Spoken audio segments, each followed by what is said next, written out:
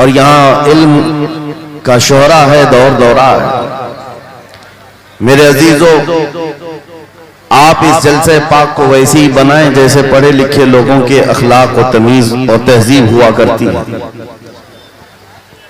اور دوسری بات یہ ہے کہ یہ مجمع کسی نیتا کو سننے آیا نہیں ہے، یہ محفل رسول ہے اور غلام رسول کے لیے لوگ آئے ہیں۔ بے شک، اور ہر آنے والا غلام مصطفیٰ ہے۔ بے شک۔ آپ کیا سمجھ رہے ہیں؟ آپ مجھے دیکھ رہے ہیں، میں آپ کو دیکھ رہا ہوں؟ نہیں، ایک تیسری مخلوق آپ کو بھی دیکھ رہی ہے۔ بے شک۔ تیسری مخلوق کی نظر میں آپ بھی ہیں، ہم بھی ہیں، وہ بڑے غور سے اس پورے مجمع کو دیکھ رہے ہیں۔ بے شک۔ آپ کا پریزنٹیشن ایسا ہو کہ دنیا پکار کر کہے اس میں اب بھی رسول اللہ کے صحابہ کی اور ان کے غلاموں کی خوشبو آیا کرتی ہے۔ سبحان اللہ۔ آپ کے اس مجمع کا وقار یہ بتائے کہ یہاں پر بیٹھے ہوئے لوگ، یہاں پر آئے ہوئے لوگ نبی پاک صلی اللہ تعالیٰ علیہ وسلم کی غلامی میں آئے ہوئے لوگ ہیں۔ بے شک۔ مسلسل میں دیکھ رہا ہوں کافی دیر سے، نوجوانوں، اس دنیا کی چکا چوند ترقی نے ہمیں بہت ساری روحانیت سے محروم کر دیا ہے۔ بے شک۔ ہمارے یہ پاکیزہ مجالس یہ موبائل کے نظر ہو گئے، یہ کیمروں کے نظر ہو گئے۔ ہر آدمی سیلفی لینا چاہتا ہے، ہر آدمی فوٹو لینا چاہتا ہے، ہر آدمی ویڈیو لینا چاہتا ہے۔ آپ خود یہاں آئے ہیں تو موبائل کو اپنے پاس رکھ لو، اور اگر موبائل کو ہی سنانا تھا تو کسی کے ہاتھ میں دے کر بھیج دیتے، آپ گھر بیٹھ جاتے۔ یہ مجمع موبائلوں کے لیے نہیں ہے، آپ کے لیے ہے۔ بے شک، بے شک۔ آپ کے لیے ہے، آپ کا ذہن و دماغ حاضر رہے یہاں پر، بے شک۔ یہ سوچ کر کے کہ میرے مصطفیٰ کی باتیں سنائی جائیں گی، کیا بات۔ قرآن کی آیات پڑھی جائیں گی، حدیث رسول کا ذکر ہوگا۔ لیکن اس طوفان بلاخیز میں آج ہم دیکھتے جا رہے ہیں ادب ہم سے نکلتا چلا گیا۔ اسی کو کہا تھا شاعر نے، وہ اندھیرا ہی بھلا تھا کہ قدم راہ پہ تھے۔ کیا بات۔ وہ اندھیرا ہی بھلا تھا کہ قدم راہ پہ تھے، روشنی لائی ہے منزل سے بہت دور ہمیں، یہ ترقیوں نے ہمیں بہت دور کر دیا ہے۔ میرے عزیزو، یہاں انسانوں سے زیادہ کیمرے گھوڑوں کی شکل میں بیٹھے ہوئے ہیں۔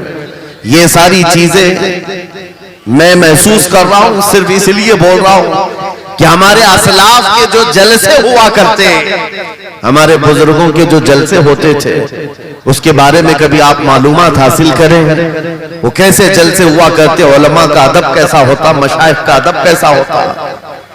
بڑوں سے پوچھے تو پتا چلے گا، ان کے سروں پر انڈا بھی رکھ دیا جائے تو ہلتا نہیں۔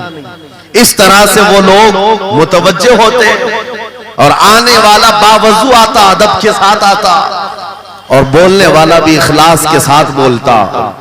یہ ساری روحانیت اگر ختم ہو گئی تو ان جلسوں کا کوئی مطلب نہیں رہ جاتا۔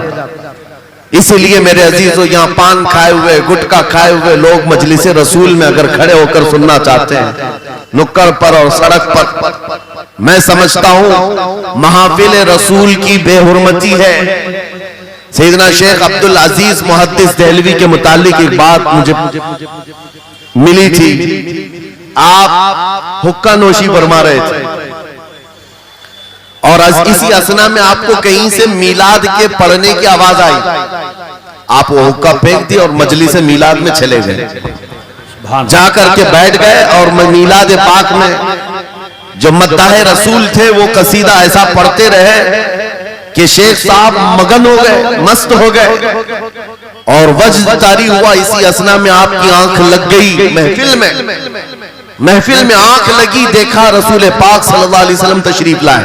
سبحان اللہ۔ مجلس میلاد میں حضور تشریف لائے، لیکن شیخ محدث دہلوی کہتے ہیں رسول پاک کا چہرہ سرخ تھا، غضبناک تھے۔ میں نے عرض کیا سرکار آپ تشریف لائے ہیں اس محفل پاک میں، لیکن چہرے پر غضب کے آثار ہیں۔ آپ صلی اللہ علیہ وسلم نے فرمایا محدث دہلوی سے کہ عبدالعزیز تجھے شرم نہیں آتی، اسی حقے کے منہ سے میری محفل میں آ گیا۔ اللہ اکبر۔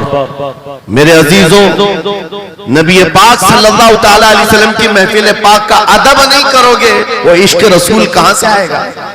یہاں سے کیا بولا جا رہا ہے، کیا پہنچایا جا رہا ہے؟ اس کی طرف توجہ ہونا ضروری ہے. اسی لیے میں آج برملا اظہار کرتا ہوں کہ آج مجھے پروگراموں والا ایک مقرر بنا کر لوگ ہر جگہ گھما رہے ہیں تعزیہ کی طرح. میں نے یہ دیکھا ہے اور ان میں میرا کوئی انٹرسٹ اور شوق نہیں تھا ان جلسوں کا. میں مسجد میں خطاب کرنا زیادہ پسند کرتا کہ وہاں پاکیزہ ماحول ہوتا ہے, ادب سے لوگ بیٹھتے ہیں اور سب باوضو ہوا کرتے ہیں اور دل میں بات اترتی بھی ہے. لیکن اگر باہر بھی ہم محفل کر رہے ہیں تو میرے عزیزو ذمہ داری آپ کی ہے کہ اس کو بھی مسجد جیسا ماحول بنا دیں. بے شک بے شک. روحانیت اتنی آ جائے کہ ہم ان دنیاوی لغویات سے فارغ ہو کر خالص میرے آقا کی محبت میں تشریف رکھیں. بے شک. بس یہ چند جملے شروع میں مجھے عرض کرنے تھے, اصلاح کے لیے مجھے کھڑا کیا گیا ہے. اور ان جلسوں کے طور طریقوں کو بدلے میرے استاد گرامی فرمایا کرتے 3 رکن ہوتے ہیں جلسے کے. 3 رکن ہوتے ہیں جلسے کے. ایک بولنے والا مقرر, دوسرے انتظام کرنے والی انتظامیہ, تیسرے آڈینس سننے والی پبلک. جلسے کے یہ 3 رکن ہیں اور تینوں میں اگر کہیں سے اخلاص ختم ہوا یہ جلسے کا کوئی اثر نہیں ہوگا.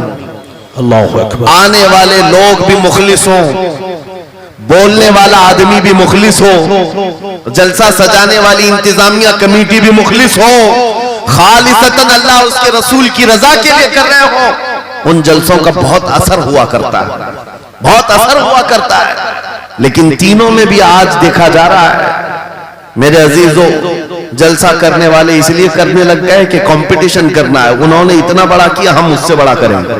انہوں نے اس مقرر کو بلایا تھا, ہم اس مقرر کو بلائیں گے. انہوں نے اتنا خرچہ کیا تھا, ہم اتنا چندہ کریں گے. آنے والی پبلک بھی انٹرٹینمنٹ کے لیے آنے لگ گئی کہ ہم دیکھتے ہیں ان کے ہاں کتنے نعرے لگتے ہیں, ان کے ہاں کتنے نعرے لگتے ہیں. بولنے والا بھی یہی سوچنے لگ گیا کہ ان کے اوپر کتنی دھوس جما سکتا ہوں, ان لوگوں کو کتنا میں اپنی طرف اٹریکٹ کر سکتا ہوں. اللہ شاہد ہے میں اس چیز کے لیے آپ کے سامنے نہیں آیا ہوں. پورے مجمع میں آپ بھی خاموش بیٹھے رہے, ناظم اجلاس بھی اور جن کے ہاتھ میں مائک ہے یہ بھی, آپ دل میں سبحان اللہ کہیں اور دل میں ہی نعرہ لگائیں.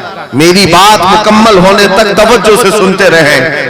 یہ خاموشی اب یہ بتا رہی ہے کہ یہ چوک پر نہیں گنبد خضرا کی چھاؤں میں ہو رہی ہے. سبحان اللہ سبحان اللہ. ورنہ ہوگا یہ کہ راستے پر شور شرابہ اور سڑکوں کو جام کیا جانا لوگوں کی نظر میں یہ عیب معلوم ہوتا ہے.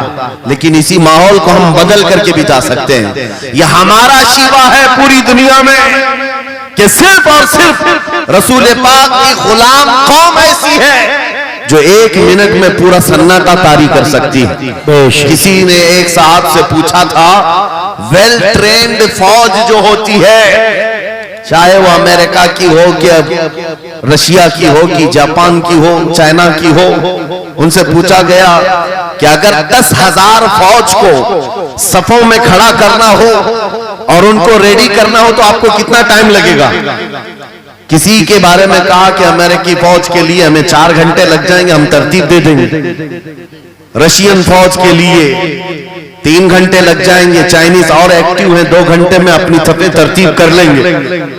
اس مسلمان دانشور نے کہا اللہ کا کروڑوں احسان ہے, 1,00,000 سے زیادہ کا مجمع ہوتا ہے حرم کعبہ میں بھی اور حرم رسول میں بھی. امام صرف 1 منٹ میں کہتا ہے صفیں درست کر لو, کسی کو ڈنڈا مارنے کی ضرورت نہیں, سب کی صفیں خود درست ہوتی ہیں. یہ قوم ہے جو اپنی صفیں خود درست کرتی ہے.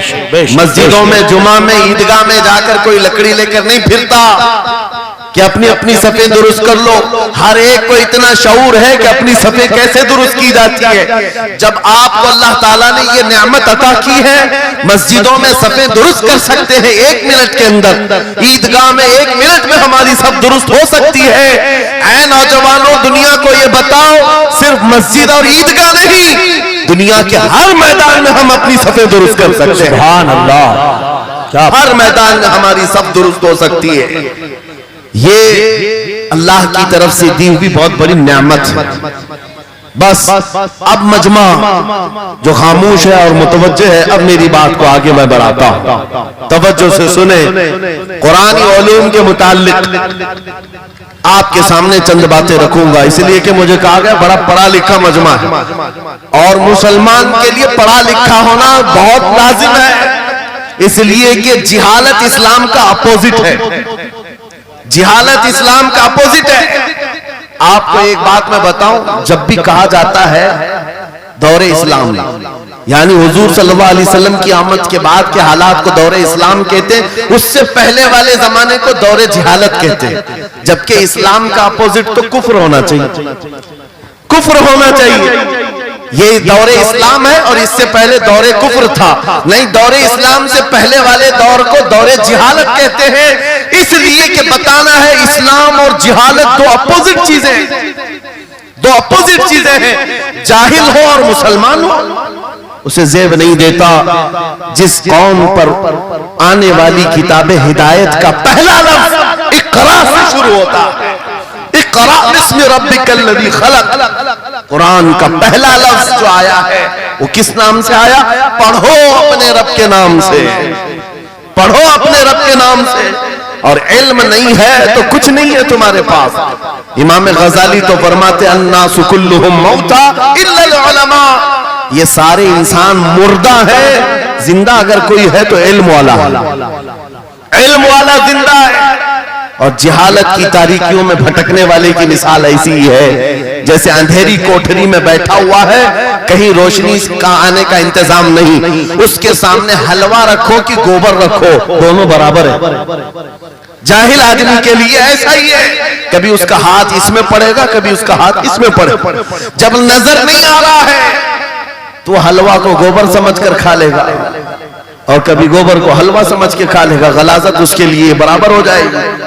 لیکن علم کو کہا گیا العلم نور، علم روشنی ہے، جس کے پاس علم آتا ہے وہ تمیز سیکھ جاتا ہے، اس کے پاس اخلاق آ جاتے ہیں، وہ حلال و حرام کے فرق کو سمجھنے لگتا ہے، برے اور اچھے کے درمیان فرق معلوم ہونے لگتا ہے۔ اسی لیے میرے عزیزو، مجھے بڑا گرو ہے اور فخر ہے، ہماری ہی خانقاہ سے یہ آواز آتی ہے آدھی روٹی کھائیں گے اور بچوں کو پڑھائیں گے۔ بے شک، بے شک، اس عظیم خانقاہ سے یہ آواز دی گئی، کیوں؟ صرف اس لیے نہیں کہ تم بڑے ہو کر کے ڈاکٹر بنو گے، انجینئر بنو گے۔ لوگوں کی نظر میں اب بات یہی رہ گئی، پڑھا اس لیے جاتا ہے کہ ڈاکٹر بننا ہے، انجینئر بننا ہے اور کمانا ہے، بہت کمانا ہے۔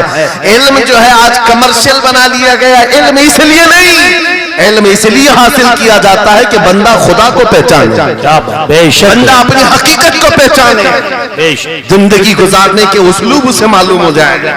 علم اس لیے سکھایا جاتا ہے۔ بہت سارے لوگ صرف نوکری کے لیے سمجھتے ہیں کہ علم حاصل کرنا چاہیے، نوکری کے لیے نہیں، اپنے اخلاق کو بلند کرنے کے لیے علم آنا بہت ضروری ہے۔ میرے عزیزوں، قرآن عظیم وہ ہدایت کی کتاب تمہارے پاس آئی، اس قوم کے لیے المیہ نہیں ہے تو اور کیا ہے، جو کتاب علوم کا ذخیرہ ہے۔ آج دنیا اس کتاب پر ریسرچ کر کر کے نئے علم و فنون حاصل کر رہی ہے، اس کتاب کو تو ہم مردوں پر پڑھنے کے لیے رکھے ہیں۔ وہ قرآن عظیم جو ہدایت کی کتاب اور سارے علوم کا سر چشمہ ہے، اس کتاب کو کہاں پڑھتے ہیں؟ میتوں پر۔ کسی کا انتقال ہو گیا تو تیجے میں پڑھیں گے، چہلم میں پڑھیں گے، نوے میں، بیسویں میں پڑھیں گے۔ وہ ایصال ثواب کے لیے صرف رکھا گیا، اور اس سے تھوڑا آگے بڑھ گئے تو قسم کھانے کے لیے قرآن۔ آؤ چلو ہم قسم کھاتے قرآن پہ ہاتھ رکھ کر کے، قرآن پہ ہاتھ رکھ کے۔ میاں کیا قرآن قسم کھانے کی کتاب ہے؟ قرآن کی وہ آیت میں نے سب سے پہلے پڑھی، اللہ فرماتا ذالک الکتاب لا ریب فیہ، یہ وہ کتاب ہے جس میں شک کی گنجائش نہیں، اور یہ ہدایت ہے پرہیزگاروں کے لیے۔ اور قرآن میں 3 جگہ یہ لفظ آیا، ہدی للناس، ہدی للمؤمنین، ہدی للمتقین۔ یہ سارے انسانوں کے لیے بھی ہدایت ہے، یہ سارے ایمان والوں کے لیے بھی ہدایت ہے، اور پرہیزگاروں کے لیے بھی ہدایت ہے۔ سب ہدایت الگ الگ انداز سے حاصل کرتے ہیں۔ بارش ایک ہی ہے برسنے والی، زمینیں الگ الگ ہیں۔ بہت نرم زمین ہو تو وہ زمین بارش سے فائدہ زیادہ اٹھاتی ہے، اور تھوڑی سی اوبر کھابر زمین ہو تو وہاں سے فائدہ کم آتا ہے. بارش ایک ہی ہے, قرآن بارش ہدایت ہے. جس کے دل کی زمین جتنی نرم ہوگی اتنا وہ اس سے ہدایت اٹھائے. سبحان اللہ.